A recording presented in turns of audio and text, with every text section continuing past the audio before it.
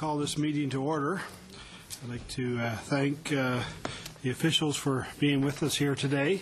Ms. Dansero, I know this is not your first appearance before this committee, and I want to take this opportunity before we start to thank you for appearing here today and bringing with you your associates. And I'll ask you maybe in your introduction to introduce the officials with you here today. But, you're quite familiar with how we proceed, so I'll just turn the floor right over to yourself, Ms. Dansero. Well,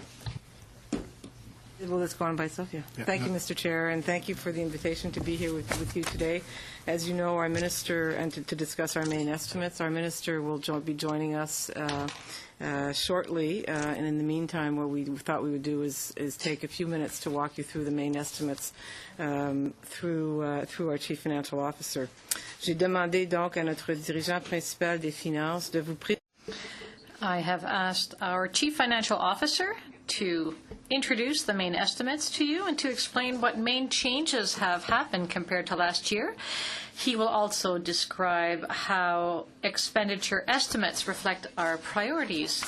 Also with us are David Bevan, Associate Deputy Minister, Jody Thomas, Deputy Commissioner Operations, Canadian Coast Guard, David Balfour, Senior Assistant Deputy Minister, Ecosystems and Fishery Management, Sidika Mitami, Assistant Deputy Minister, Ecosystems and Ocean Science Sector, and Kevin Stringer, ADM Program Policy. We also have our Chief Financial Officer. strategic outcomes: economically prosperous maritime sectors and fisheries, sustainable aquatic ecosystems, and safe and secure waters. Our targeted spending on key programs will continue to support these strategic outcomes and ensure that we create the conditions for our fishing and other maritime industries to generate value for Canadians. In times of restraint, we strive to achieve these objectives by streamlining and increasing our efficiency in all areas. Le ministère, dont la garde côtière en fait partie. The department, including the Coast Guard, is implementing modernization initiatives as defined under strategic review last year. Mr. Chairman, our department has made major contributions to Canadians from coast to coast and will continue to build on our achievements of the past while simultaneously turning towards the future. More time with opening remarks because the minister will have some opening remarks, and I've asked our Chief Financial Officer to walk through the estimates and the changes from last year, if that's agreeable with you. Thank you. Please proceed, Mr. Hubert. Merci, Monsieur le Président. Merci pour l'opportunité. Thank you, Mr. Chairman, and thank you for the opportunity to give you an overview of the main estimates of the Department of Fisheries and Oceans for 2012-2013. Which I will briefly walk you through. I will give you an update, an overview of the estimates, a breakdown of the estimates by program activity, and a quick explanation of the key changes from last year's main estimates. If I turn to page 3 of the deck, before I walk you through page 3, maybe if you allow me, I'll just pause for a second to talk about the main estimates process in general for a few minutes. Basically, as some of you may know, the main estimates process is a fairly technical process, and to that process, it allows the department to put forward their proposed budget for the coming year for approval. What we do when we prepare the main estimates basically is that we update our budgets in reflection of the past decisions, funding decisions that have been made since the last main estimates. Now, most of the funding decisions actually stem through the federal budget process. So the point number 1 is that these main estimates for 2012-13 don't actually reflect the decisions, for example, that will be coming through the next federal budget, which is scheduled to be for March 29th. By the same token, last year's main estimates did not include the funding decisions for a department that stemmed through the budget 2011. So therefore, there's a lot of the fluctuations that you see are actually a result of the funding decisions that have been taken last year in budget 2011, and I'll walk you through some of these. But also a misinterpretation also I want to point out is that when you take a look at the main estimates, the document itself, an increase or a decrease does not necessarily mean a direct increase or decrease in a funding source, in a funding envelope. As an example, if we get, for example, $100 million for the construction of a ship over 5 years, our cash flow or our spend will not be $20 million a year for 5 years. It will vary from year to year, starting probably for the initial stages at a couple of $1 million, working up its way. So you may see in year three's main estimate spend relating to that construction of $40 million, and the following year, $20 million. So in the main estimates analysis, you would see a decrease in our budget of $20 million, which is not necessarily a decrease to the funding envelope, but rather simply a fluctuation in the cash flow. Okay, so I think, and again, some of our fluctuations are obviously due to that this year. So if I go back to page 3, you can see that overall for 2012 and 13, the department is seeking just a little bit below $1.7 billion compared to just over $1.8 billion in last year's main estimates. So a decrease of approximately $157 million. And like I said later in the presentation, I'll walk you through the main reasons for these changes. So our budget is basically split in 3 key areas, what we call the Vote 1, the Vote 5, and Vote 10. So under the operating expenditures, we have just over $1.1 billion. This includes the salary dollars, so the personnel type expenses. We have to note that DFO is an extremely operational department which relies on their people and their asset to deliver the programs. Under the Capital 5, the Vote 5 capital expenditures, we have $313 million. A slight reduction there, and that's mainly due to fluctuations in the construction of ships and the cash flow aspects of it. Under Vote 10, which is our grants and contribution section, you will see a considerable decrease of over 50% from the main estimates last year. These are mainly due to some of our key programs that are sunsetting in March of this fiscal year, and I will go through the main ones a little bit later. The 2 last items are what we call statutory items, or legislated items, basically the department's contribution to the employee benefit plans. So I'll move to page 4. The 3 following pages are basically a breakdown of the main estimates by our three main strategic outcomes and the program activities that relate to them. Be assured I'm not going to go through every number. I'm just going to talk about the highlights. On page 4, first of all, the department has 26 program activities, you will note, including the internal services program activity. So the first strategic outcome that you see is the economically prosperous maritime sectors and fisheries, which basically include the programs that support sustainable and effective use of Canada's water resources. And under there, you will note that we have a projected spend of $456 million. 50% of that, or close to, is actually linked to the two first program activities that you see. So basically the integrated fisheries resource management for $111 million, which in large includes the activities to manage the recreational and commercial fisheries. Small craft harbors, the second one, with $106 million. Again, here you will note that a considerable proportion of our capital funding is linked to that particular activity. So construction and important repairs to small craft harbors that we have across Canada. To finish off the page, you will note also there's a column in there called revenue credited to the vote, and you see a number there in red. There's a couple more in the next couple of pages. This represents a revenue, we call it a revenue respending authority, and it's under the Canadian Coast Guard, by which certain types of revenues that are collected, we are entitled to respend back to that against that program activity. If we move to page 5, under the Sustainable Aquatic Ecosystem strategic outcome, which basically include the programs that contribute to the conservation, protection, and sustainability of our aquatic ecosystems. You will note that out of the $238 million being spent there, close to 70% is spent toward compliance and enforcement, which include monitoring and surveillance type activities, and our habitat management program. So quickly turning to page 6, our last strategic outcome is the safe and secure waters, which includes the programs that contribute to maintaining and improving maritime safety. This is our largest spend area with $675 million, and of which 80% is basically locked into the Fleet Operational Readiness Program, which is basically ensuring that our fleet and ships crew are ready to operate, and our shore-based asset readiness. And you will note also that 67% of our capital funding is dedicated to these two program activities. So construction of ships, for example, funding is linked to that. Say one last word on that page will be around internal services. You will note that we spend close to $296 million in internal services. It seems, some people may think it seems high. We have to take into consideration that our department is the second largest asset-based department in government. And the value of our assets at replacement value is approximately $19 billion. And under the internal services, we have the funding that is in support of our real property activities, so to support our real property footprint. So like I said, not many departments have the footprint that we have from a real property perspective. So $118 million worth of that $296 million is dedicated to real property.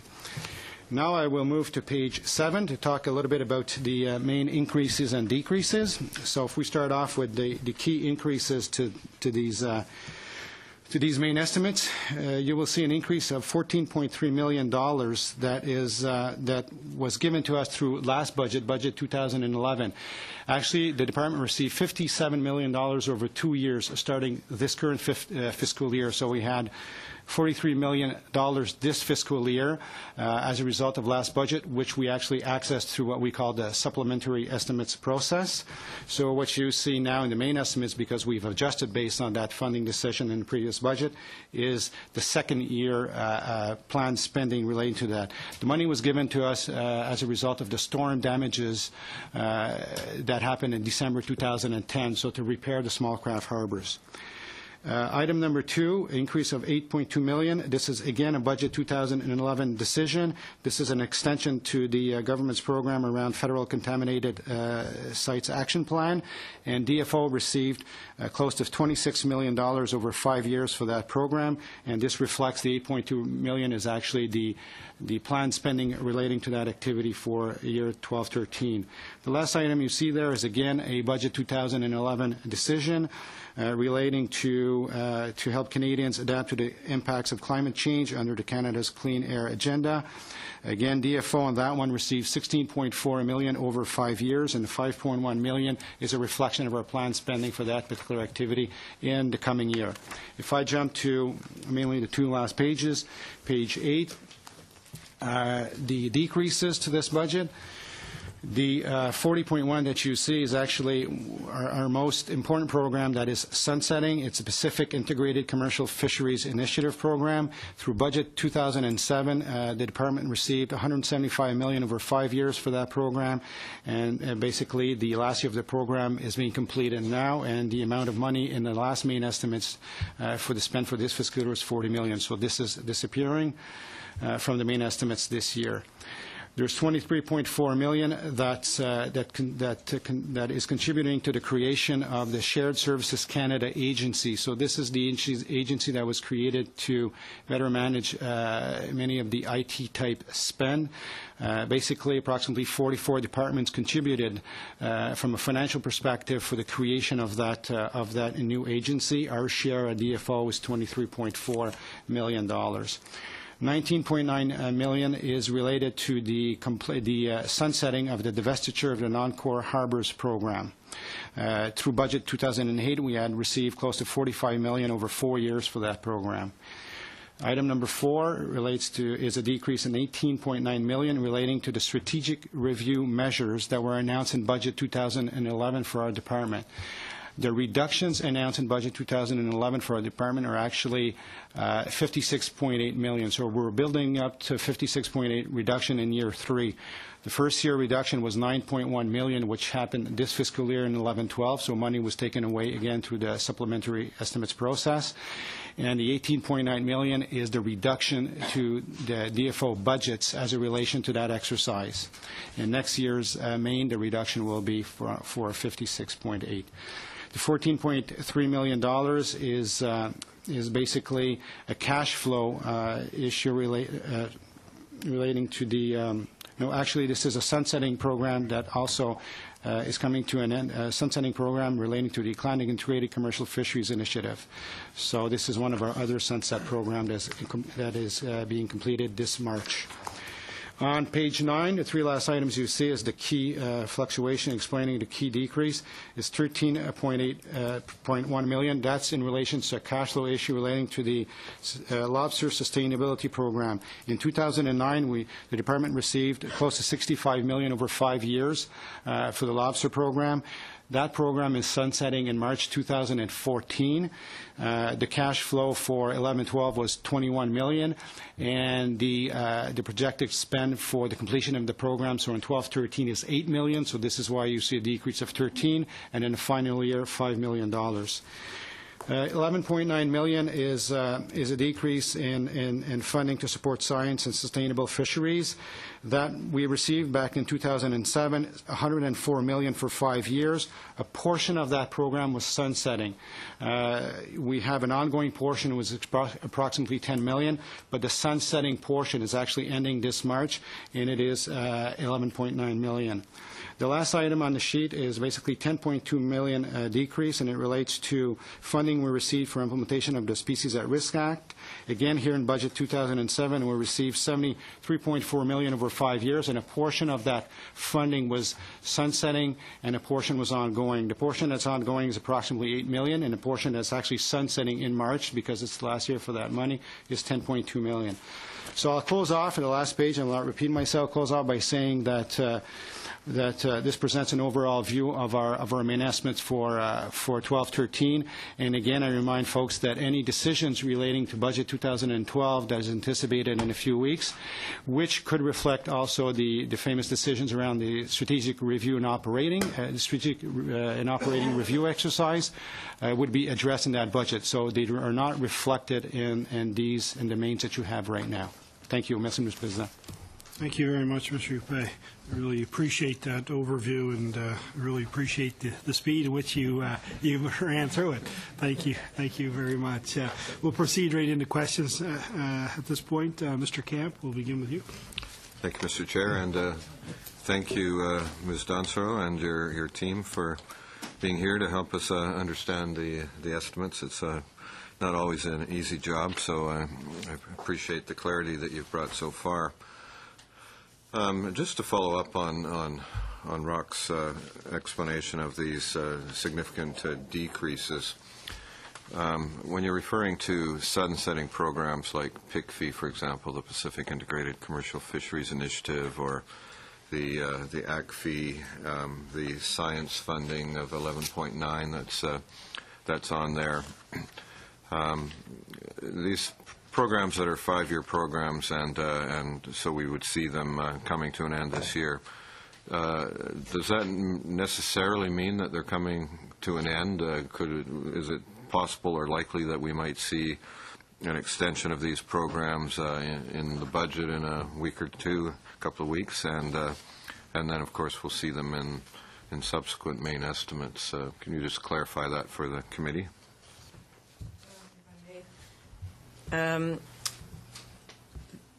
We shouldn't make any assumptions around future spending around these programs. As all sunsetter programs do, they undergo a review at the end of 5 years to determine their value to Canadians, and then they enter into further budget discussions. So there are no decisions at this point. Seeing them here does not mean that they will continue or that they will come to an end.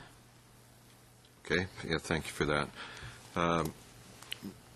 Ms. Donsero, in your near the end of your comments, you referred to the modernization initiatives that have been undergoing, and particularly referred to the Coast Guard as it was as it was developed through the strategic review process. So I just wonder if you could give us more information about that, how that, if impacts the main estimates, if it does, what progress you're making, and at the end of the day, what the Coast Guard might look after its more modern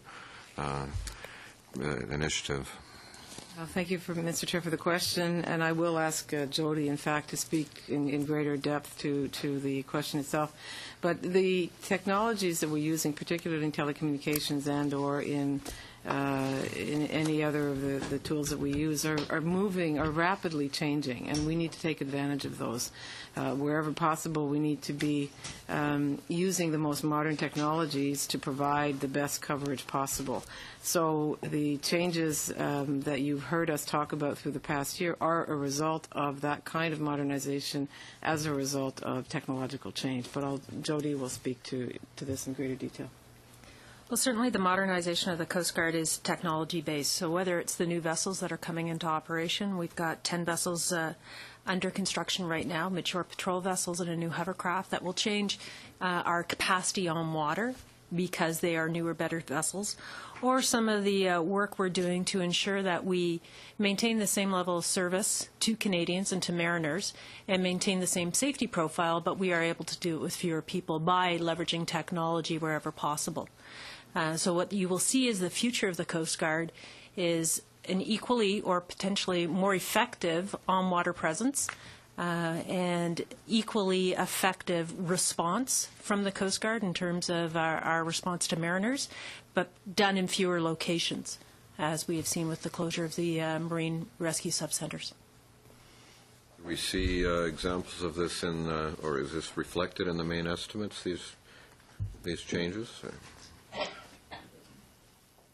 Actually, in the reduction for year 2 in the 18.9 million that I was referring to, very little savings come from the Coast Guard at this point.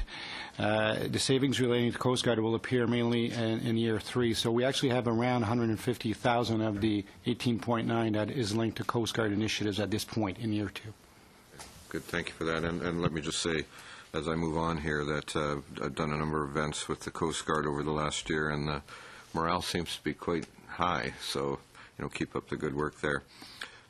Speaking of continuing on with the modernization theme, it's not directly related to the main estimates here, but we've been aware it's been a public process, the consultation that's gone on throughout Canada, not just the East Coast, but so I'm just wondering if Ms. Dansreau or Mr. Stringer or Balfour, if you can just tell us a little bit about that consultation, what motivated it, what are the issues that were that were brought to the forefront in the midst of it, what format it took, and where you see where is this leading in the future.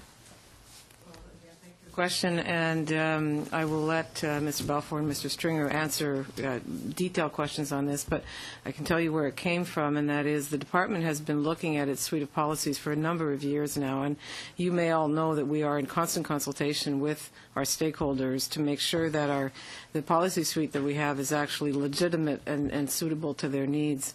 And so we had begun, I think it was in 2007, there were 40 such meetings across the country to start the discussion around the various policies. And then we announced strategic review, the modernization within strategic review, which led to some changes and some concerns on the part of our fisheries because there hadn't been a lot of consultation. So once the announcements were made around strategic review, we reignited the consultation process to really discuss how we can better support the future of the fishery through our policy suite. We all know it's very complicated. There's myriad rules, and we need to see if there's any possibility of reaching a consensus on a way forward in a world that is very much changing. So it stems from both an ongoing consultation system that we have with our stakeholders and implementation of strategic review.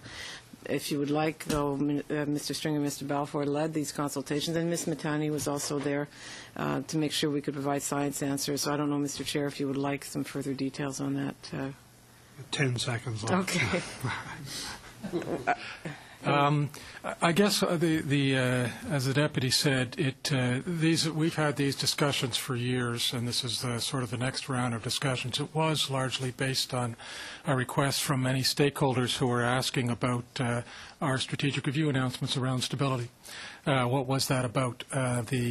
We talked about putting the fishery on a more firmer footing, longer-term plans, those types of things. And we had a number of conservation policies as well, sustainability policies that we wanted to go out and consult on. So we were consulting on the sustainability policies. There were 3 of them. We were informing on how we're moving ahead with stability and predictable and transparent environment. And we were asking about what other views that fishers and others may have in terms of our rules, in terms of supporting economic prosperity going forward. Thank you very much. Mr. Donnelly. Ms. Doreen Lefebvre. Merci beaucoup, Monsieur le Président. Puis merci beaucoup. Thank you, Mr. Chairman, and thank you to our witnesses for explaining the main estimates to us for fisheries and oceans. We really appreciate it. Now, in reading the main estimates, I noticed that the entire budget for de-icing is disappearing.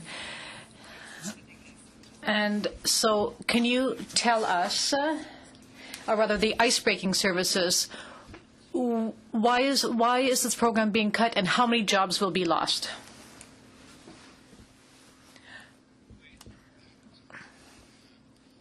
Oui, en fait, c'est pas, il n'y a aucune coupure, il y a un changement dans. In fact, there are no cuts. It's a change in our program architecture. So what you're seeing under ice-breaking services are included under marine navigation on the previous page.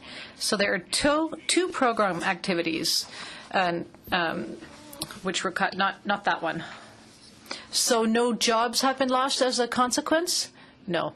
In that case, I'll share my time with Jonathan.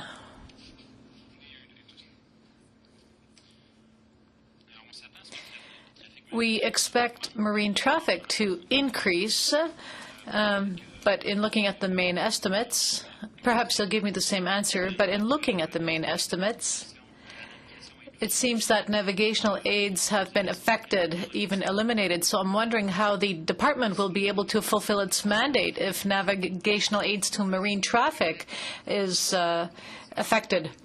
Well, in fact, this will never be cut, and Rock will give you a technical explanation of what has happened. In fact, the 2 programs you've just pointed out are the 2 which were amalgamated into a single program called Marine Navigation. So now that includes ice-breaking and navigational aids. There's no reduction in the budget. It's just that these 2 programs were amalgamated under a single program activity. What was the previous amount, and what is the budget amount for these 2 amalgamated programs? Donc vous avez à la page précédente. On the previous page, for 2011-2012, 37.7, and now it's 39.3. So originally it was 37, and now it's 39. Thank you. I will share my time with my colleague Ryan.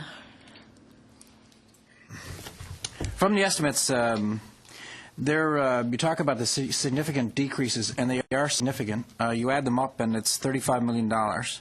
Plus, you have the decreases that are coming, that are expected with the end of March budget. Each department, each federal department, I believe, are looking at cuts between 5 and 10%.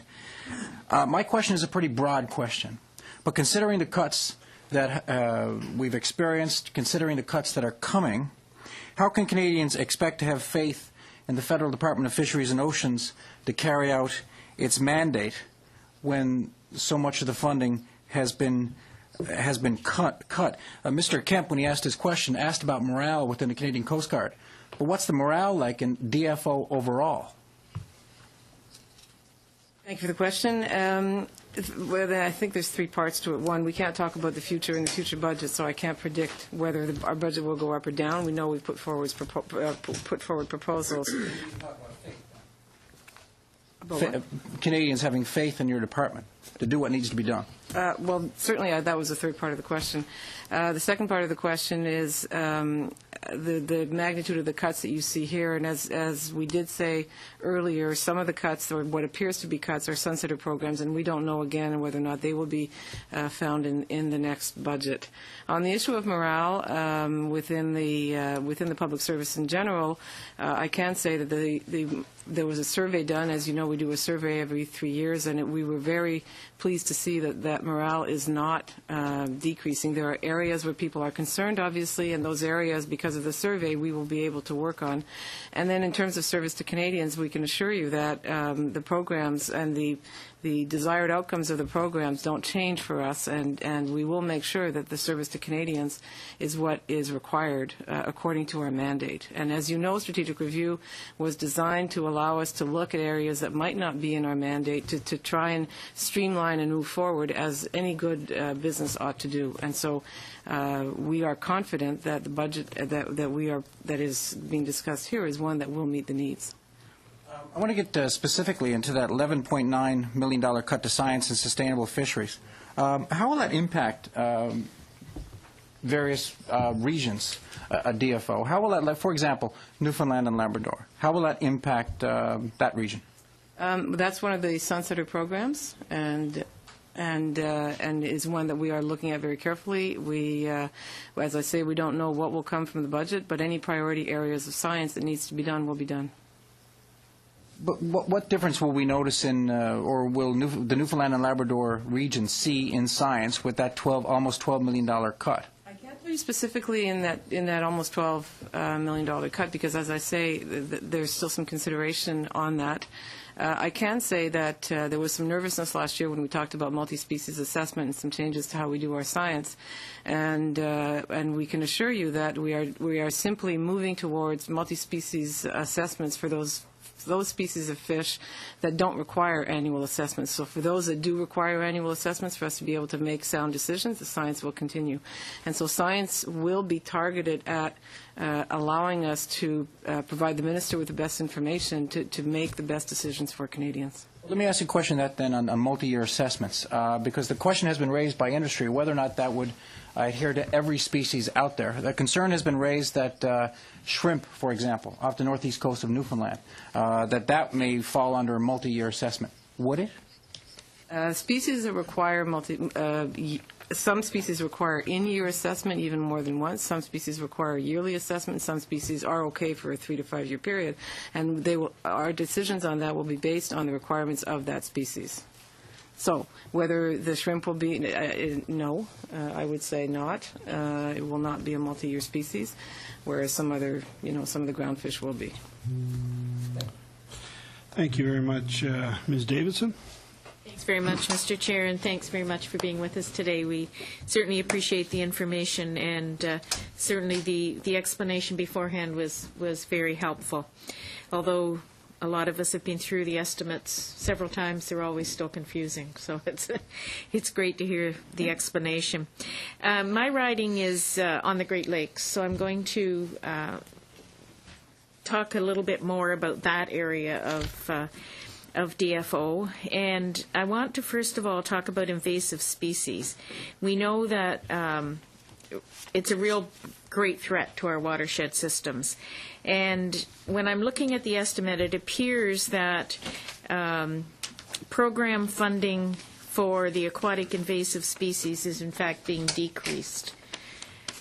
So could you explain why that would be? Why would they cut that funding when we're looking at really important things such as the Asian carp, and I know that we're working with our U.S. counterparts, but it's just horrendously expensive, everything that we're talking about. So have I read that correctly? Is in fact that amount being decreased? No, actually the amount is fairly stable. We have a difference of $40,000 on that particular item. That amount remains stable from last fiscal year. Okay. And how does that compare with what the United States is spending on invasive species? Do you know that? Rock won't be able to answer that. Okay. Thank you, Mr. Chair. We're a much smaller country than the United States, and we try to keep our funding somewhat in parallel with theirs, although we will never be able to fund to the extent that they do. But we do work very closely with them through a series of working groups on carp and on other species. So they do appreciate the efforts that we make, and they are supportive of our approaches. So I can't say exactly what the comparisons are, but anything that we do in the Great Lakes and other parts of Canada where there is a relationship with the United States, we work with the United States. It's my understanding that we don't have any specified programs for the Great Lakes. So what kind of funding support is available from DFO for dealing with things that are specific to the Great Lakes fisheries? And when we're talking about funding, I'm glad to hear that the funding is not being decreased to the invasive species portion, because I think that's extremely important.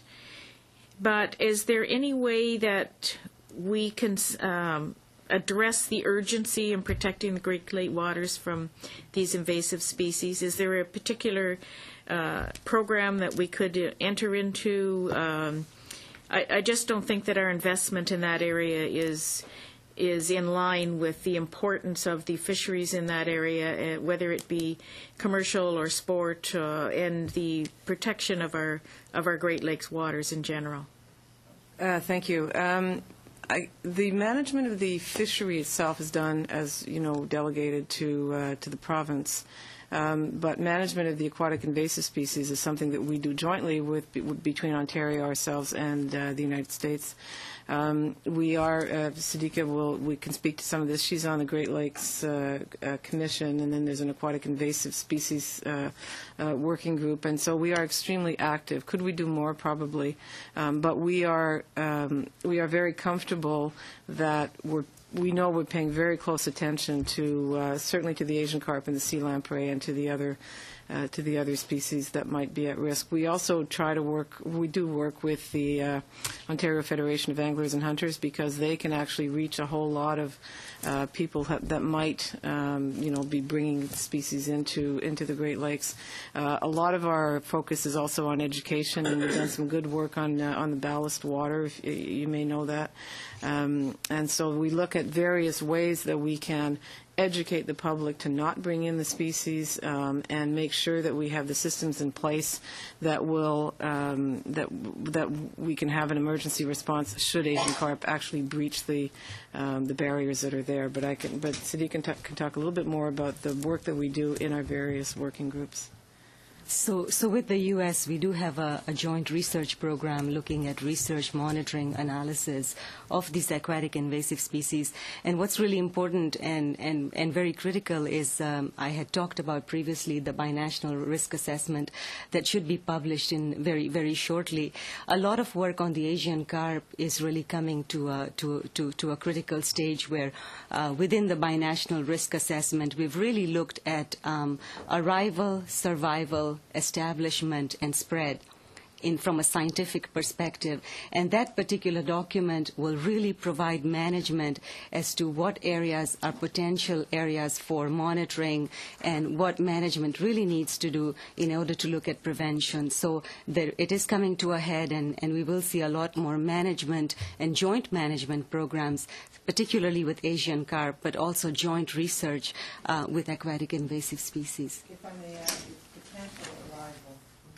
survival and spread, because it hasn't arrived. And did I understand you correctly in answer to my colleague's question about the ice breaking, that there is no change in that's rolled into a different area in here? As you know, my riding is the largest hub for the Coast Guard in all of Canada, and so those are things that are of interest certainly to me and the area that I represent. Are there decreases in here that are going to impact the local hub of the Coast Guard? Are there things in here that are... No, there's nothing in the main estimates that affect the Coast Guard base in Sarnia at all, or in the Great Lakes area. The work. Okay. Yeah. I'm just noticing on slide 7, when you were doing the presentation, you talked about significant increases, including $5.1 million to help Canadians adapt to the impacts of climate change under the Clean Air Agenda. I just think that that's a staggering amount, and think that maybe some of it could be better used for invasive species and some of the things that are, quite pertinent, I think, to the protection of our waters. If I may, we will not be dealing with the clean air component of that. We will be dealing with any potential impacts of climate change. So that could be aquatic invasive species. It could be damage to small craft harbors. It could be a whole series of things. We will not be dealing with the clean air. So that's exactly how you describe it, is where. When will those things be rolled out? Like, when will we know that? Am I done? So currently, Quickly, please. So currently, we are looking at priorities within DFO in terms of research and monitoring, surveillance, etc.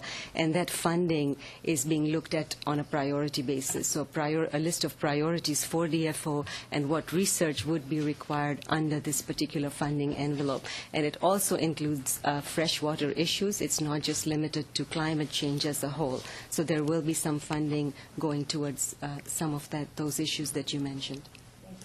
Thank you very much. Mr. McCauley. Welcome.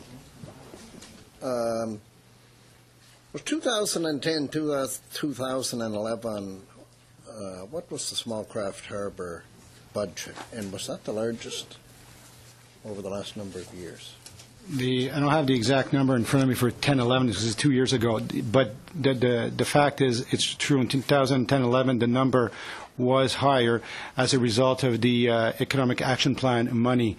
So it was probably around $100 million higher. $100 million higher. Yeah. And there are still a few wharves that could stand a few dollars. Potentially, yes. Okay, thank you. The Atlantic lobster sustainability measures has been reduced from $21 million to $8. $13 million decrease. What was the reason for that? Was it because it did not take capacity out of the fishery? Or is it possible that there's another program that would be coming into play that will help remove the capacity in the fishery? Mr. Chair, it's not a reduction in the program itself. It's a matter of how the cash flow was distributed over the 5 years. And so you may know that this was a proposal-driven program. And so when we described the main estimates, we described what last year's cash flow or spending would have been. And this year's is lower because we're reaching the end of the program. So it's simply a matter of how the money was distributed over time. Thank you very much. What was the total amount allocated to that program? $50 million. Was it spent? It will be spent when the time is up. All of the $50 million? Yes. Thank you very much. Can you comment on the big concern is the loss of $12 million in science. Do you see this having a major impact on the scientific information that's provided by the department?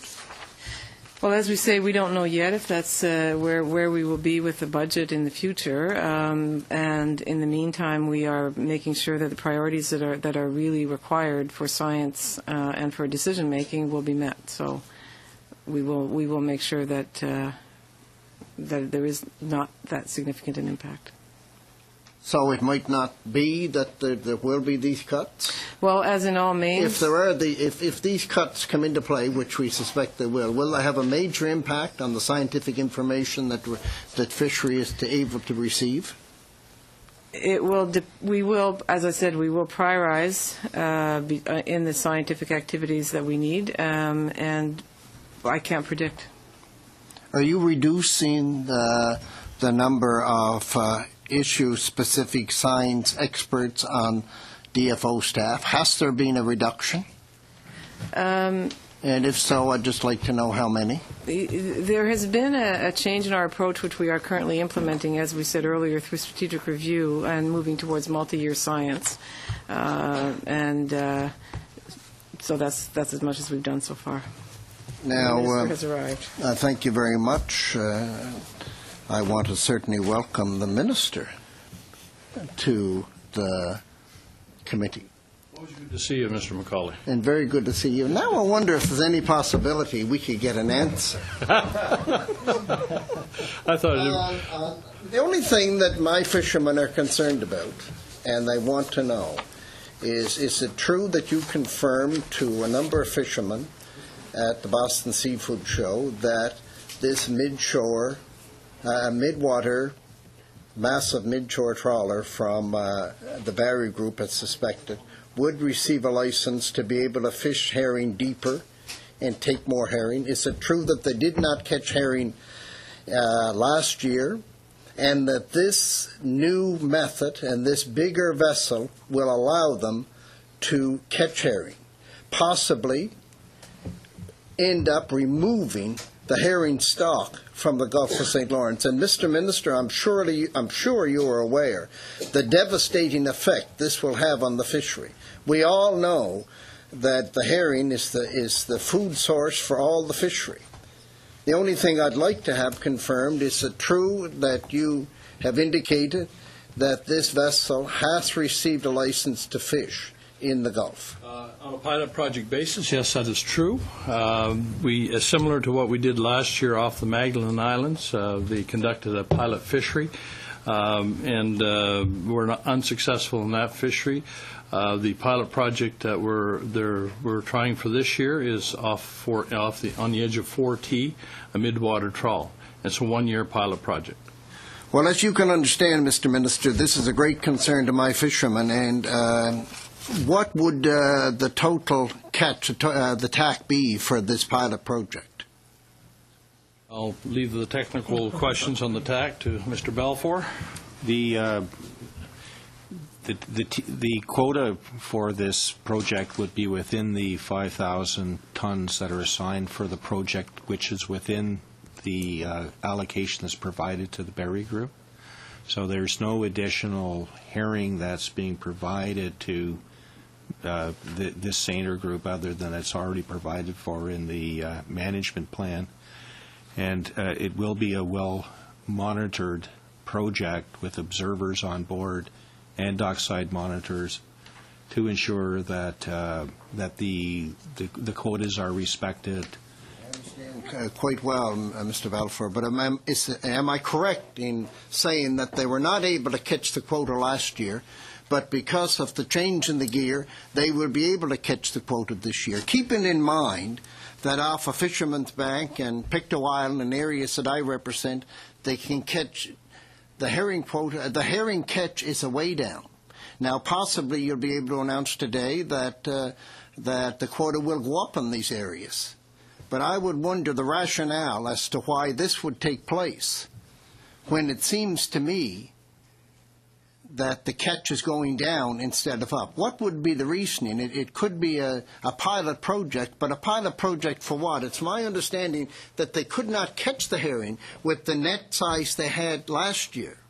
And now, correct me if I'm wrong, but you have now allocated to this group a deeper, larger net that will catch the herring. So that means that you're going to take herring that could not be caught previously out of the mix.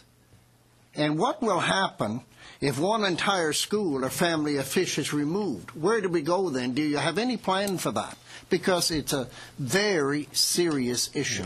I was involved in this herring issue, and it's not liberal conservative. It's government, period. It's just that it's wrong, in my view. First, science advice tells us that the herring that congregates south of the Magdalen Islands at the edge of the St. Lawrence Channel and Area 4T are a mix of fall spawning herring, and that it's primarily a mix of fall spawning herring.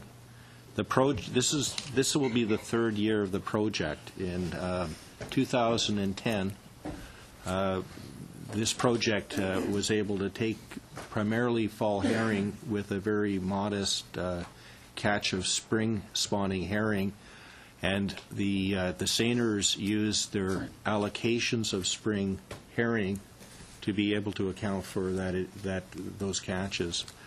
Last year, they did not, as you pointed out, get very successful fishing results, and the reason for that, Mr. McCauley, is that the herring is congregating at lower depths of water.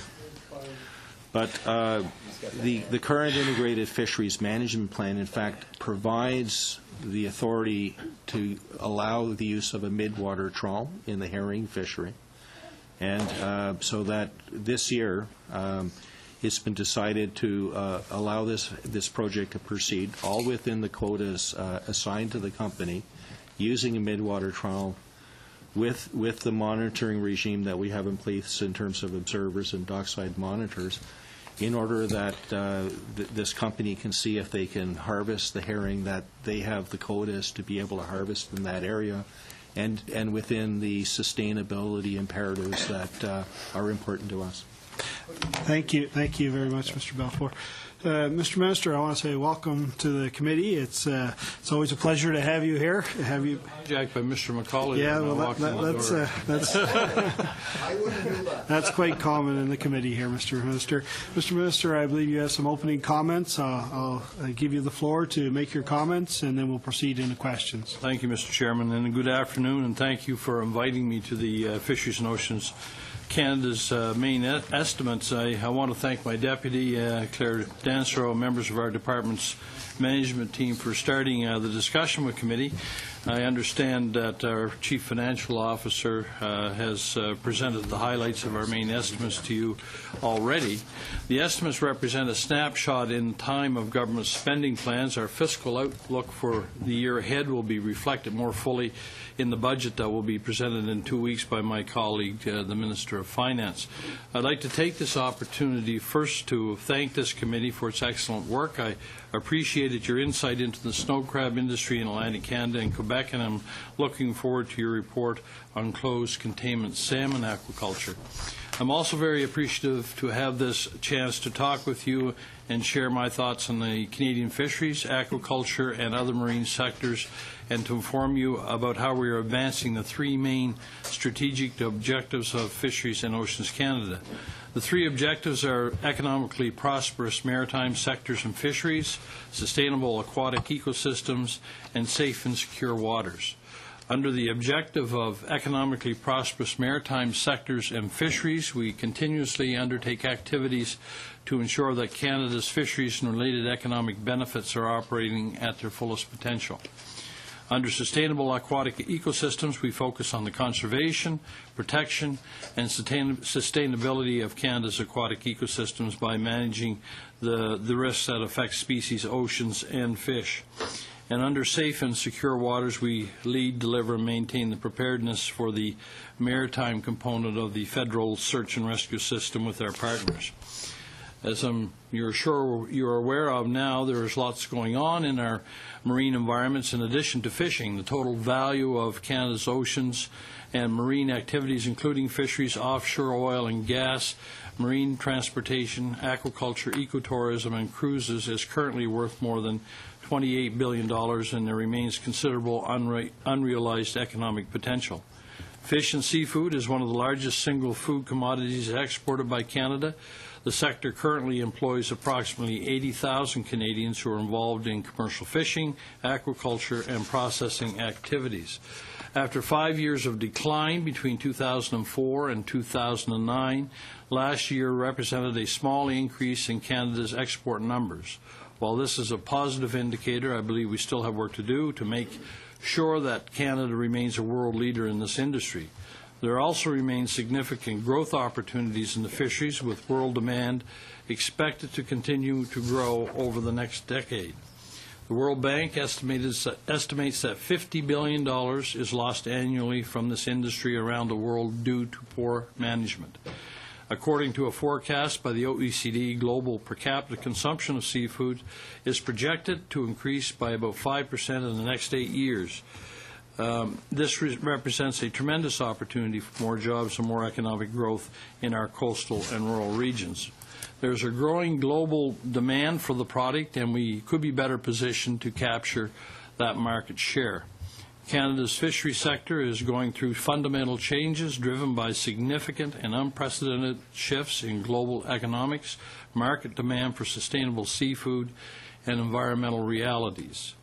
According to Christian Brunn of the Maritime Fishermen's Union, the main problem our Atlantic fisheries face is price for its products. The dockside price for lobster has dropped sharply since 2008, because of both the strengthening of our Canadian dollar and the ongoing recession in the United States, our main lobster market. These are the main reasons why the Canadian lobster fishery is less competitive and prosperous today than it was a few years ago.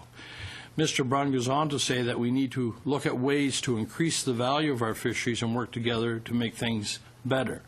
And I agree with Mr. Brunn. We have important challenges ahead of us to ensure that Canada's fishery and aquaculture sectors take advantage of growing market opportunities and maximize the economic value of this resource in a dynamic and changing global marketplace. The recent engagement exercise undertaken by DFO was intended to do two things. One, it was to talk about change that is ongoing in the department and industry, and two, to review future opportunities for the industry. There's no doubt that this sparked a lively debate, and one that is, quite frankly, welcome. This is a preliminary discussion to examine the multiple rules that drive our current system and see how fisheries management can be advanced to meet the needs of today. The department is currently working on some changes to our management practices that were outlined last year. We are developing evergreen multi-year fisheries management plans for key fish stocks where levels are sustainable. We're also introducing a multi-year planning cycle for science advice to support management plans and total allowable catch limits for fisheries. Moving to this multi-year approach provides conditions that allow individual fishermen to better plan for the long term, make better business decisions, and maximize the potential of the harvest. This should eliminate some uncertainty for fishermen that results from annual approaches. Through ongoing and constant consultation and dialogue, the department is constantly reviewing and renewing its policies to better meet the needs of fishermen of today. We are also constantly reviewing and renewing how we protect fish and fish habitat across the country. We're blessed with an abundant array of natural resources of which we should be proud of and which we take seriously in our responsibility to conserve and protect. Some of the federal fisheries policies that currently exist to protect fish and their habitat are not focused on the real needs of Canadians or the environment. As members of Parliament that represent Canadians, I'm sure you are all well aware of instances where Fisheries and Oceans Canada's policies go beyond protecting habitat and, frankly, become irritants to farmers, landowners, municipalities, and others. No decision has been taken at this time, but we're looking at ways to change fisheries policies to focus on the priorities of Canadians rather than preventing Canadian farmers from cleaning out ditches, stopping people from draining flooded fields and campsites, or disallowing cottage owners from keeping up their properties. Finally, Fisheries and Oceans Canada includes the Canadian Coast Guard, a proud national institution that plays a key role in the maritime economy, ensuring safe navigation of marine transportation, providing maritime services such as search and rescue, environmental response, and icebreaking. The Coast Guard continues to deliver its motto, safety first, service always. The Canadian Coast Guard provides the on-water platforms for other government departments and agencies for research or law enforcement or public safety. We're very pleased to be celebrating the Coast Guard's 50th anniversary this year. We'll be celebrating the tireless contribution of the men and women of the Canadian Coast Guard throughout this year, and I invite all members of the committee to visit our website for information on upcoming events. We are honored that the Coast Guard is now featured on a Canadian stamp, and the CCGS Amundsen will be on the new $50 bill. And we're very proud that the largest and most capable icebreaker ever built in Canada, the John Diefenbaker, is now under development in addition to many other smaller vessels across the country. In November, I had the opportunity to unveil the first of the new Hero-class vessels being built at the Irving Shipyard in Halifax. These vessels are named after Canadian heroes killed in the line of duty. The mandate of my department is important to all Canadians. Canada is blessed with the longest coastline in the world and abundant natural resources and beauty. This is something of which we can all be very proud of. We take seriously our responsibility to conserve, protect, and ensure that these resources contribute to the economic prosperity of our country today and for our grandchildren. Thank you very much. That's my opening statements, and I'd be happy to address any questions. Thank you very much, Mr. Minister. We'll begin with Mr. Camp. Thank you, Mr. Chair. And I just have one question, and then, with your permission, I'll turn it over to my colleague, Mr. Leaf, who will have some additional questions. But thank you, Minister, for being here. And it's always good to hear where you think things are headed with fisheries and oceans. My question is about the ISA virus. Over the last several months, we've heard about it for a number of times. It gets raised in this committee from time to time as well, and both on the West Coast and on the East Coast as well, more recently. But I'm from BC, so I wanted to ask you about just where things are at in BC. The most recent report that I've seen actually just came from yesterday, when one of the anti-aquaculture activists on her blog indicated that she had identified another 5 fish with the ISA virus. Now, she did point out that she bought most of them in an Asian supermarket, and so I'm not sure what we think of the chain of evidence there and so on. But if you can just tell us generally or your officials, what we should be thinking, what comfort we should have in terms of the presence or not of the ISA virus in British Columbia. Well, it's been my answers to my question. The House, I think, have been fairly clear with that regard. We're always wary about making sure that we address this issue and ensure that it's not present on the BC coastline. It's never been confirmed in wild Pacific or farmed salmon in British Columbia. So that's the position that we take, and that's based on all the testing that we've conducted over the course of many years. Now, the actual testing is the Canadian CFIA is the lead for the investigation into all of these reportable diseases, and they constantly address these concerns and go through testing process to ensure that ISA doesn't exist. But to date, we have no confirmed cases of ISA in British Columbia, farmed or wild salmon. So between your department and CFIA, that the monitoring, not just testing when one is reported, but a monitoring program to sort of be proactive about that's adequate? Yeah, we are confident, but we understand the importance of this issue. CFIA is currently going through a process of developing a new testing mechanism to ensure that we are at the top level on this. We feel confident to date that we're in a pretty good position. We regularly test salmon from both wild and farmed. And if we can improve that, that's all the better. And of course, we're always looking for improvements in anything we do. Thank you very much.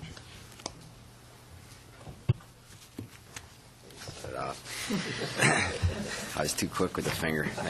Thank you, Mr. Minister. And you You touched on this in your opening remarks, and I know you've addressed it a bit in the House, but I'm trusting that the Canadian public will probably find tuning into this committee more interesting than watching question period, so maybe give you another opportunity to provide us with some of the examples that we've heard you mention around the strict application of regulations and policies that quite honestly, people in rural and urban Canada just would probably defy common sense application,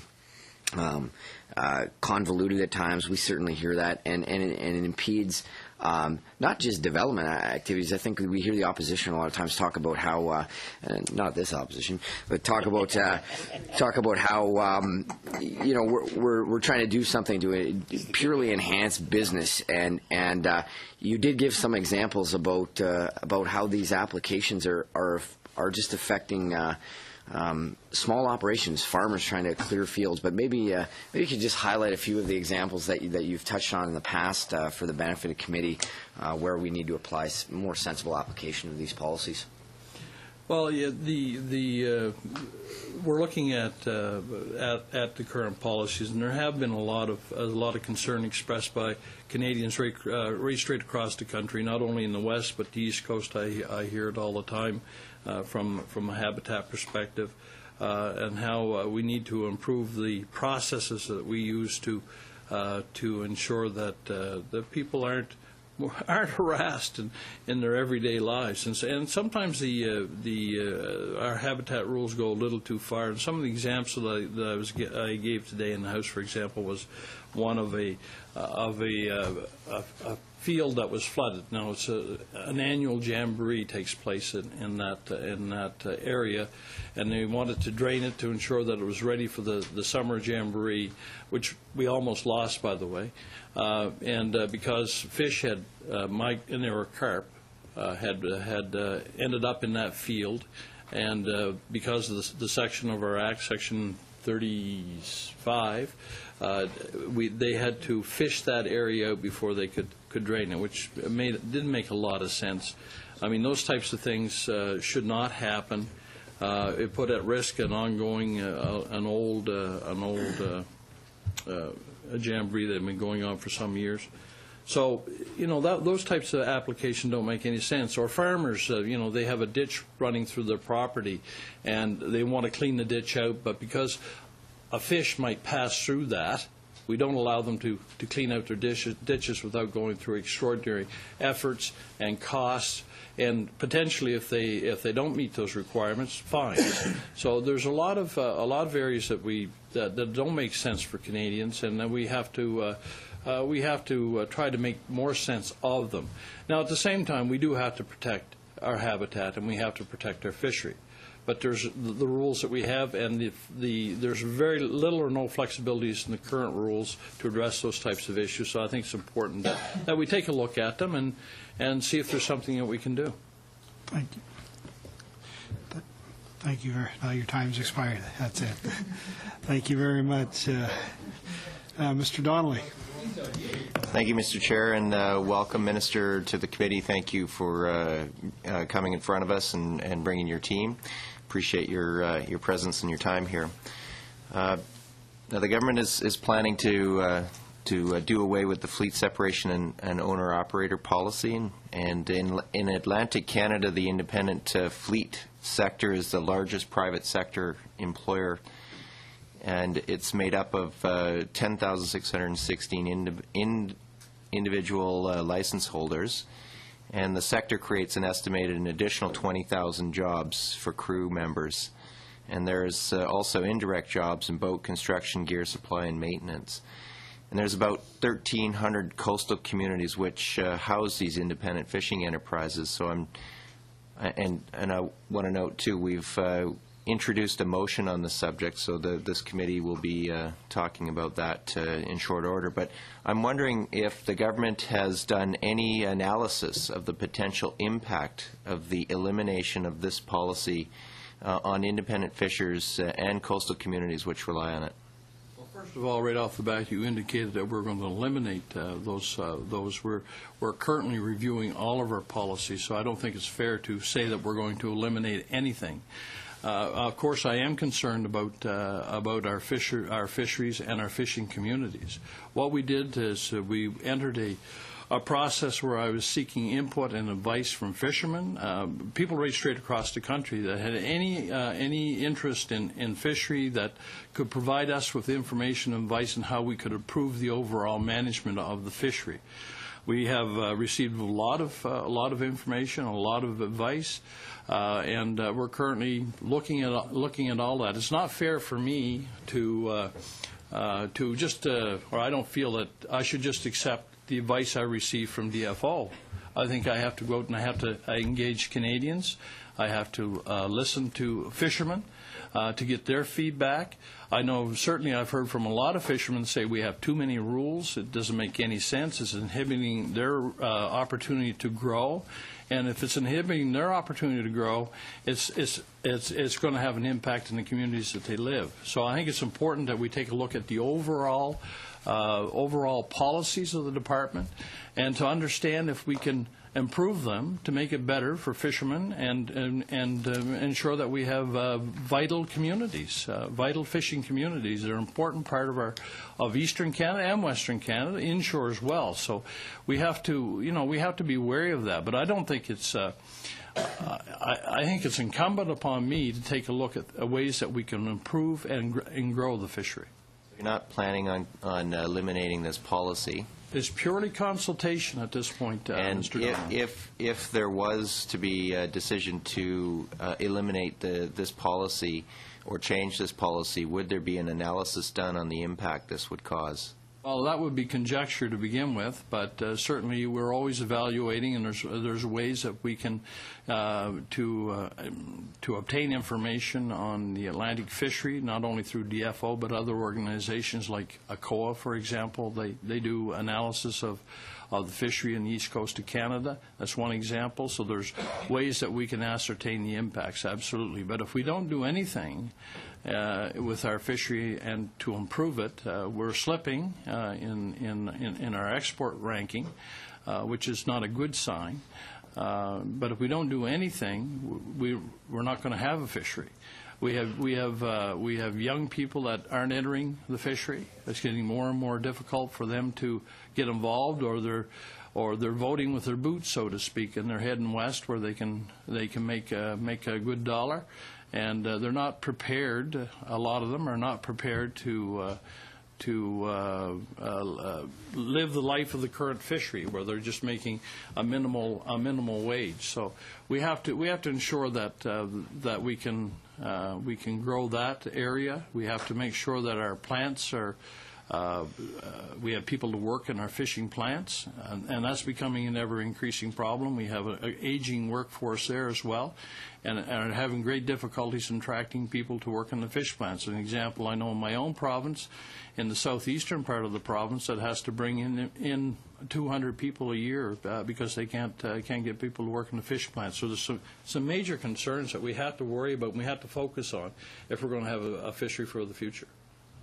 I understand, and I also the input and the feedback that I'm hearing is they want to see a recovery plan as well, and a commitment to a recovery plan, especially in the Atlantic coast. You mentioned in your opening remarks, you talked about habitat protection, and then in the questions you also pointed out as an example about a jamboree and in a field.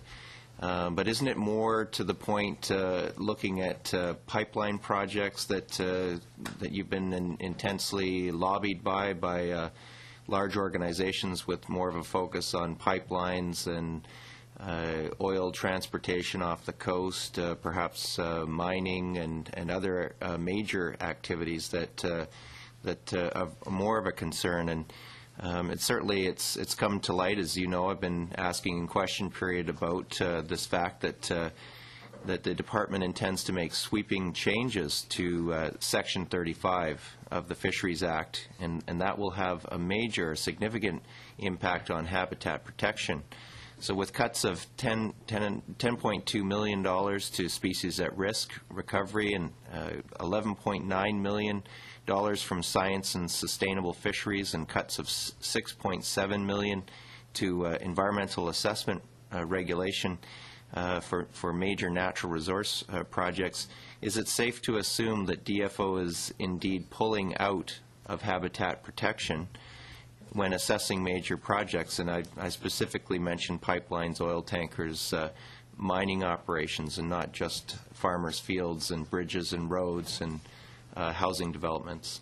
It wouldn't be responsible for me as Minister of Fisheries to do anything that would impact on habitat protection and the protection of fish.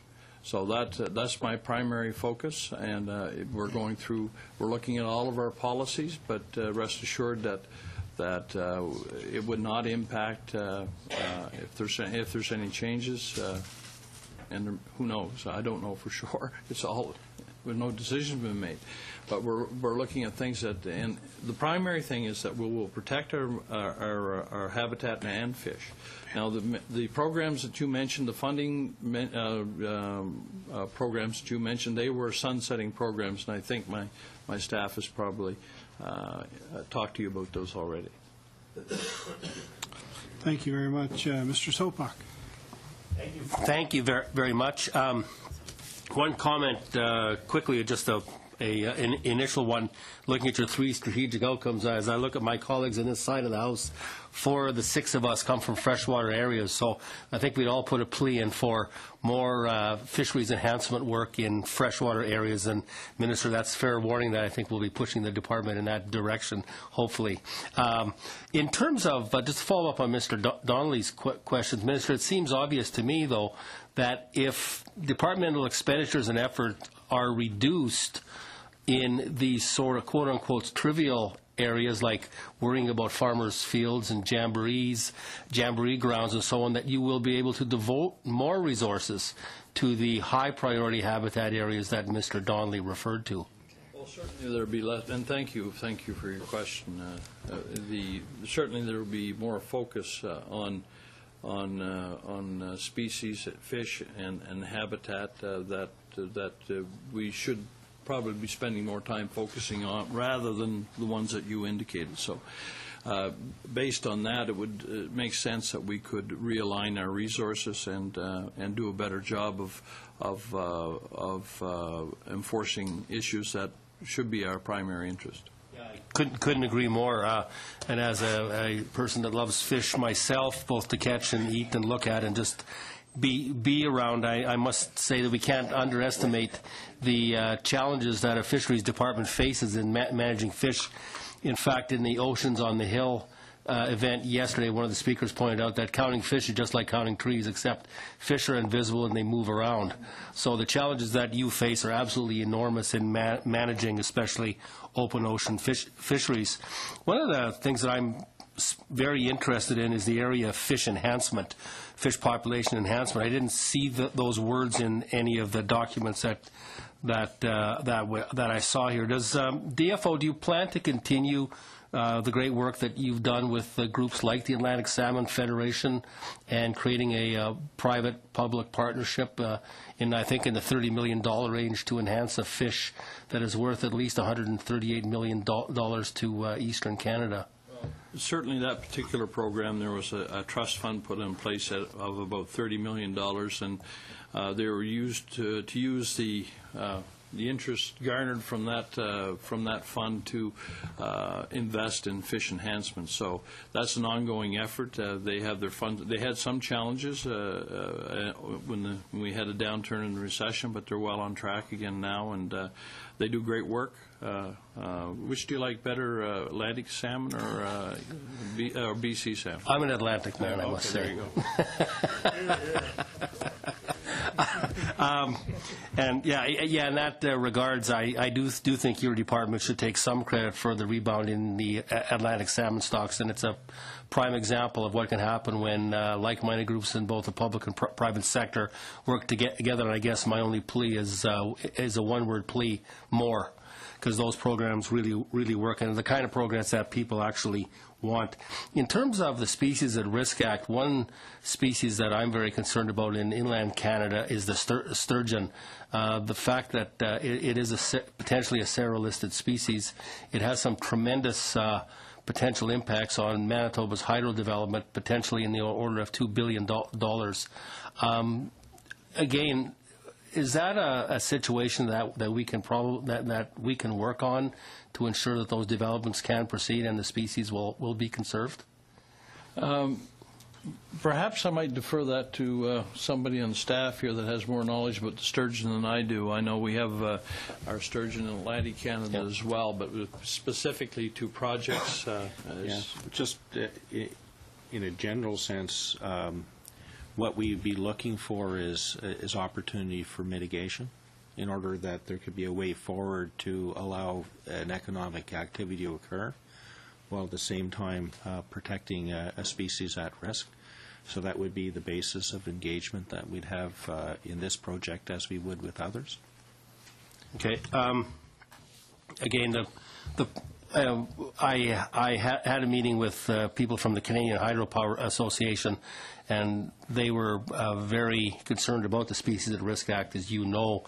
And again, one particular egregious example where they were stocking the river with sturgeon that they raised themselves and paid for. Well, if one of those fish had become entrained, they were likely in legal jeopardy because of it. And that's not a failure of your department, that's a failure of the Act itself. And so that's so I think the Fisheries Act and Species at Risk Act are two acts that we can that we need to look at. Just getting back to the habitat enforcement side of things, Minister, do you think that today's habitat enforcement programs that deliver very few results, in my view, can be refocused to become enabling programs to assist local communities right across the country to enhance and conserve fish populations of interest to those local communities? Is there a possibility of refocusing those efforts onto something that you were discussing a minute ago? Well, there's a lot of that now. I know in British Columbia, for example, we have people that work with local groups on stream enhancements, those types of things. But you know, if we can refocus ourselves, you know, perhaps we may be able to spend more time in those areas. But it's premature at this point. We're just looking at everything in general. I got one more question. In terms of the Pacific salmon enhancement programs, can you describe them? Again, those are multi-million-dollar fisheries, and I'm a big fan of the salmon enhancement programs on the West Coast. Are they still going, and are they being funded to a level that they can be effective at? I may defer that again to Mr. Balfour. He knows the specifics. There, going back to Rock Hupé's presentations on main estimates, there are no reductions to the budgets for the Salmon Enhancement Program. And that's a program that is a mix of hatchery operations, semi-natural production, and as well a lot of collaborative work that's done with community-based organizations to produce salmon and to restore and protect their fish habitat. And it does make a direct contribution to both the fisheries, but as well the implementation by the Department of the Wild Salmon policy. Thank you. We do keep a close eye on that program, though, because there are times, or there have been some projects in the past that have actually created some harm to some of the wild species. So we do keep an eye on that. Thank you very much, Mr. McCauley. Thank you very much, Mr. Chairman. And sorry about that. Mr. Minister, first, I don't even recall if I welcomed you. If not, I will again. It's very good to have you here, and a number of questions. Fisheries is very important where I come from, and I think you understand that. Advisory groups, Mr. Minister, do you believe that they are important in the process, or do you consult with advisory groups and take their recommendations, or how do you handle that? Well, advisory groups are obviously important to Fisheries and Oceans. We go through, we consult on a regular basis with many people, and obviously we take their advice, and if there's opportunities that we can use that advice, we will. But first-hand knowledge, dealing on the ground with people who are actually living what they live, That's the type of information that we need to make decisions. Thank you very much.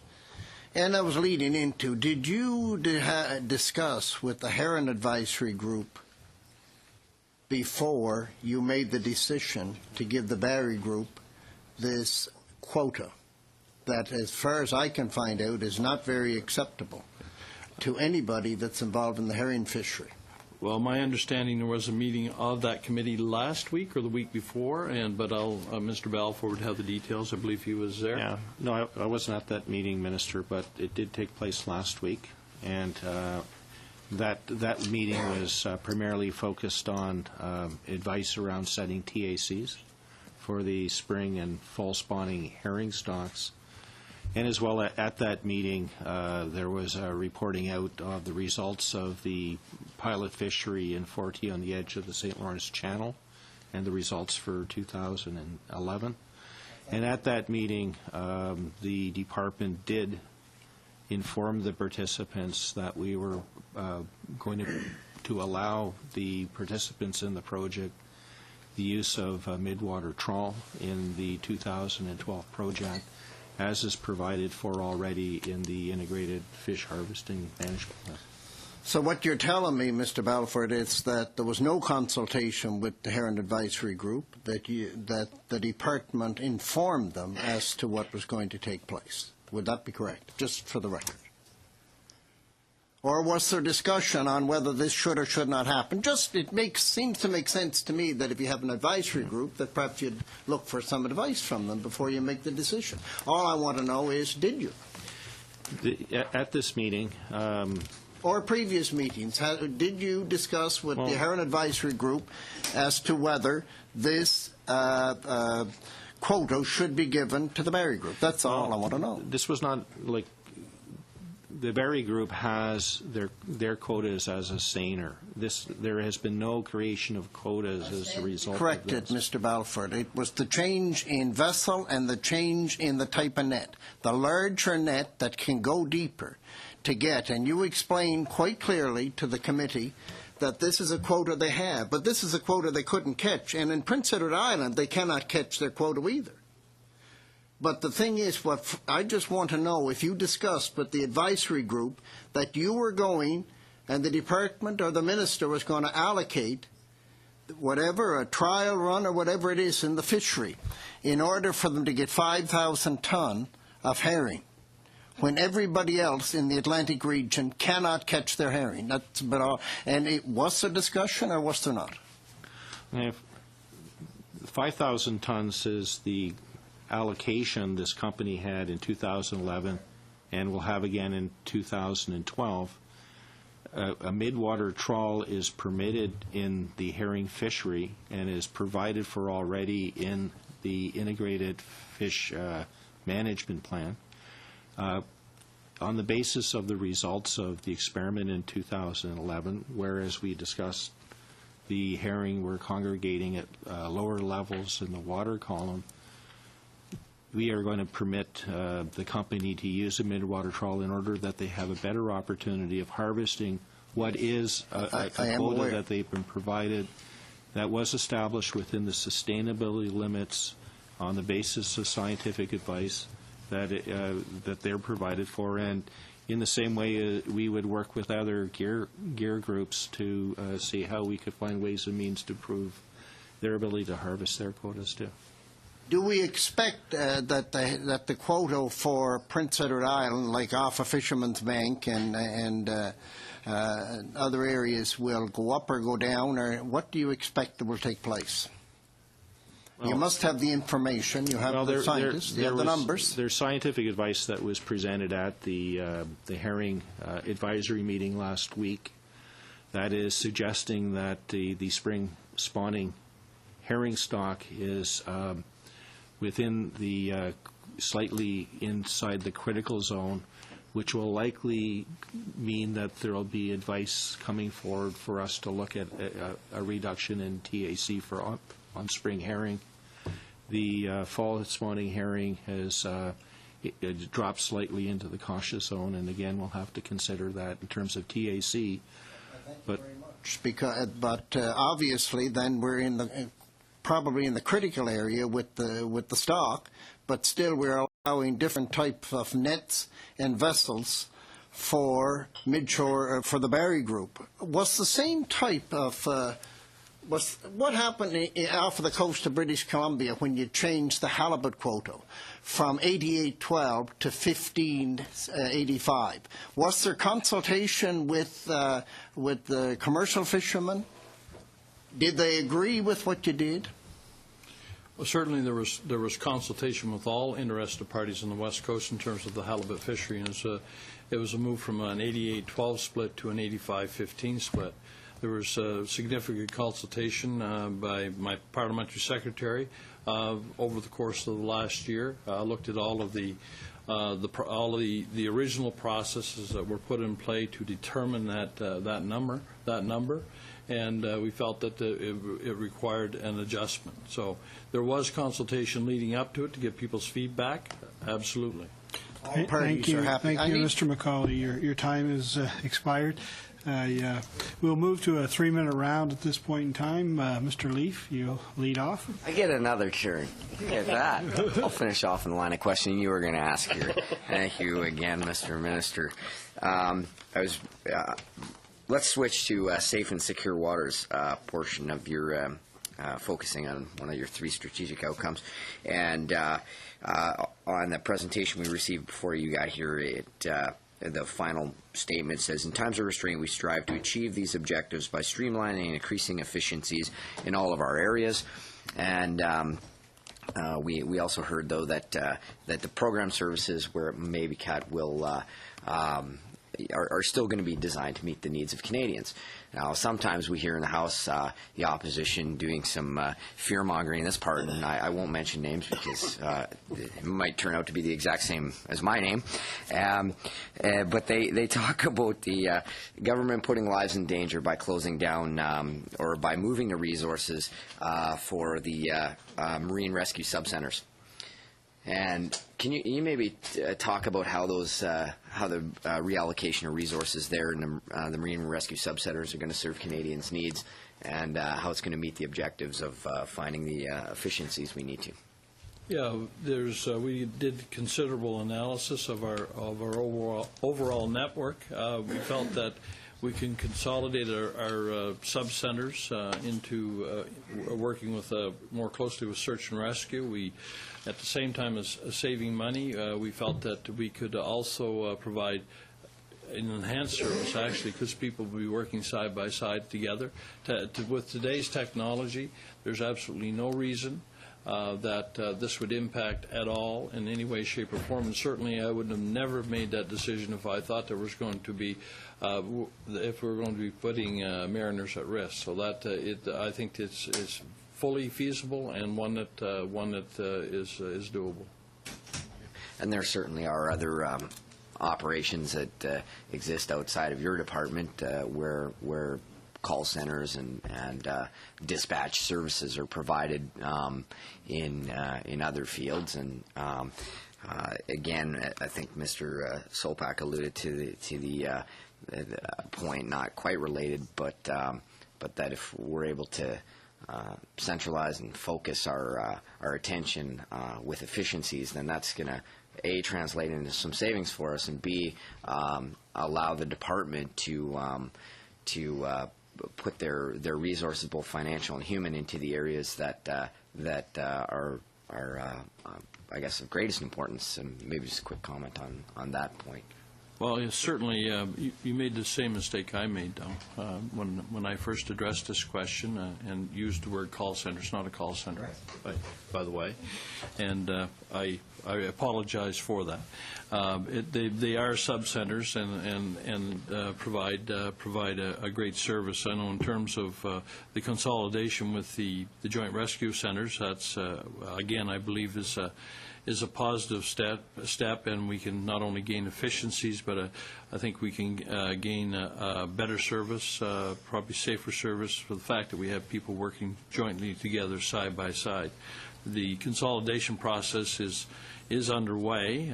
We believe that it will be a better service once they're up and fully going. We're going to have language capabilities. We're ensuring that we have both French and English centers that will provide the necessary languages to provide a safe service for mariners. So we believe overall that this process is a good one, and we stand by it. Thank you very much, Mr. Leaf. Mr. Cleary. Working? It's working. Leave her alone. Mr. Minister, the biggest concern on the east coast of Canada, off Newfoundland and Labrador specifically right now, is the idea that the Conservative government would remove the fleet separation or owner-operator policy. Now, I understand from your answer to Mr. Donnelly that that's hypothetical, and a final decision hasn't been made. But it's still a major concern. It's out there. The big concern that's been expressed is that we'd move, if you remove those policies and we move towards an individual transferable quota system, as has been in place in British Columbia now for years, the big concern is that the small boat fishermen are pushed out of the industry, that individual transferable quotas are accumulated by fishermen, by processors, and the small boat fisherman, as I say, is pushed out. Let me ask you the question Mr. Donnelly asked another way. Do you have any problem with the ITQ system that currently exists in British Columbia? Well, the information, and let's go back a bit to your the previous part of your question when you talk about the consultation process or me trying to get information back from fishers. I didn't think it was the right thing to do to limit debate.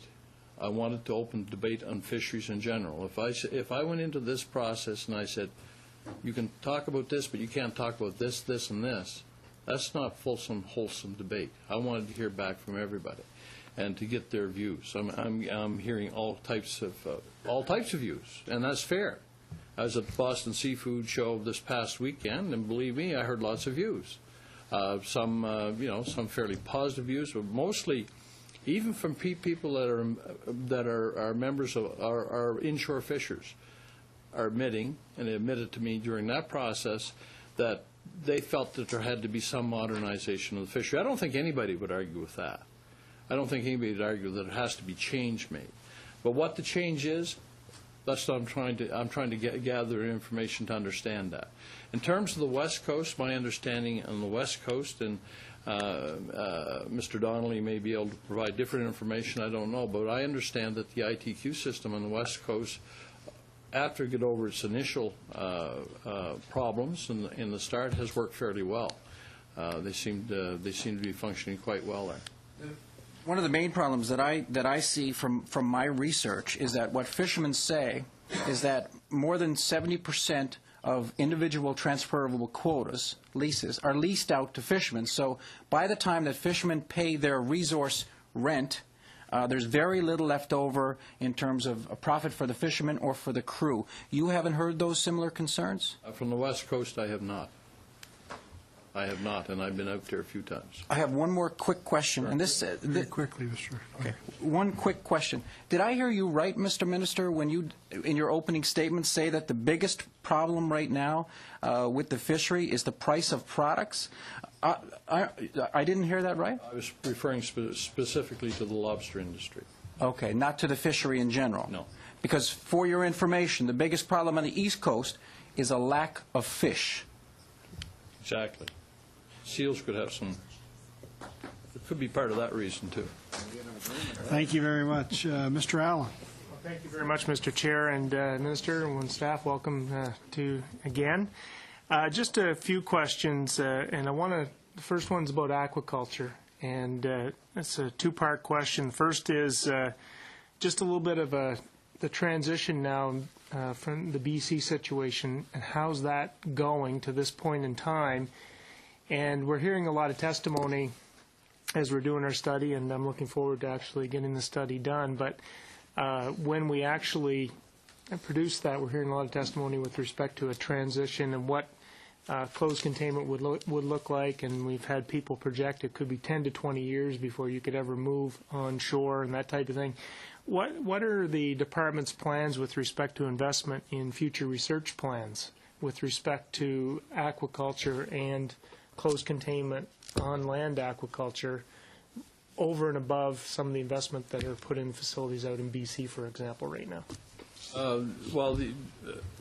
First of all, aquaculture is becoming a much larger portion of our overall fishery, and that's worldwide. About 50% of the fish now are coming from aquaculture. So it is important. It's a safe, sustainable, growing industry. There are challenges. There's a number of them, as we've seen on the East Coast with some issues around ISA, sea lice. That we're developing programs jointly with the provinces to address.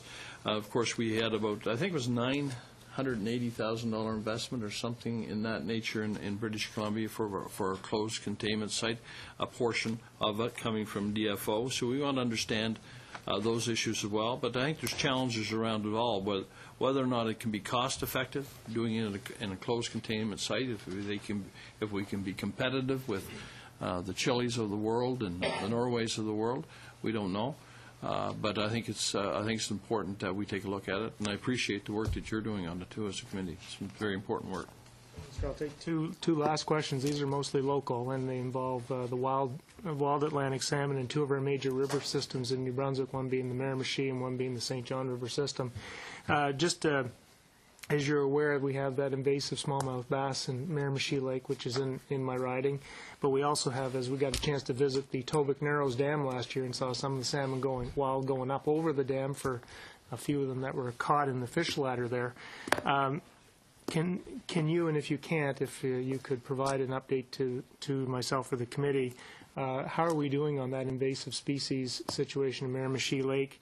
And what is the current status on the discussions with New Brunswick Power and other utilities on smolt, downstream smolt bypass at these hydro dams? Yeah, my understanding on the smallmouth bass issue in Miramichi Lake, and that's a worrisome issue that we're using a process to fish them out, and I think it's been quite successful. And I'll let Mr. Balfour address that after a moment. But the NB Power issue and the smolt, my understanding they've had recent meetings, and it's moving along very well. An MOU to address the concerns. NB Power seems to be quite interested in that process moving forward. But maybe perhaps Mr. Balfour would have some more specifics. Yeah, sorry. The project in terms of the removal of smallmouth bass is showing good promise. The catch rates in the second year of that project have reduced, and that's indicative of a reduction of production. There's another year to run on that project, and we'll be assessing then the results of the project after the third year and determining next steps. But we seem to be on a track in terms of seeing a reduction in the population of smallmouth bass in that area. Thank you very much. Mr. McCauley. Thank you very much, Mr. Chairman. Thank you, Mr. Hayes. Mr. Minister, of course, the big concern that we have, and you tell us you're discussing it, or you're looking at it, or you're thinking about it, but the owner-operator policy, what concerns a lot of people that I represent, you have, and I'm not against these people either, but example, Bill Barry wrote a letter in the St. John's Telegram indicating how wonderful and important and necessary this change was in policy.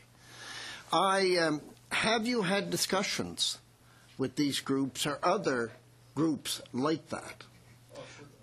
Have you had, good. Then have you had discussions with fisheries groups? But just want to tell you that I've talked to about 30-some fisheries groups across Canada, and not one of them, and I'm not saying that you're going to do it, and I pray to God that you do not,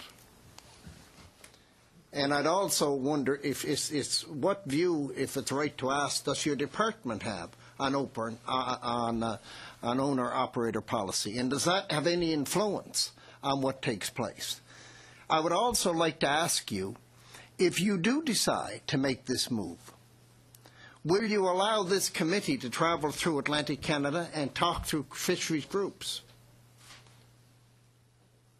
Would you advise that? What we need to do, I am concerned about the groups that you have talked to. I'm not saying that you didn't, but have you talked to fisheries organizations, or can you give us a fisheries organization that would support this?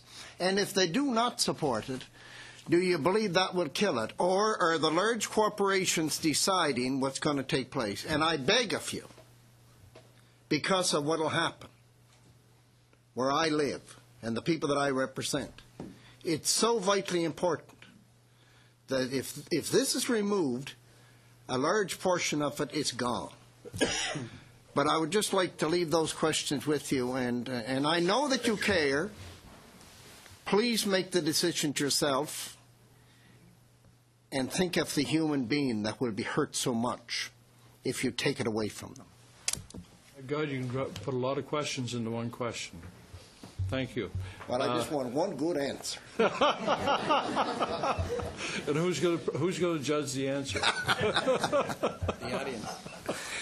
They're judges.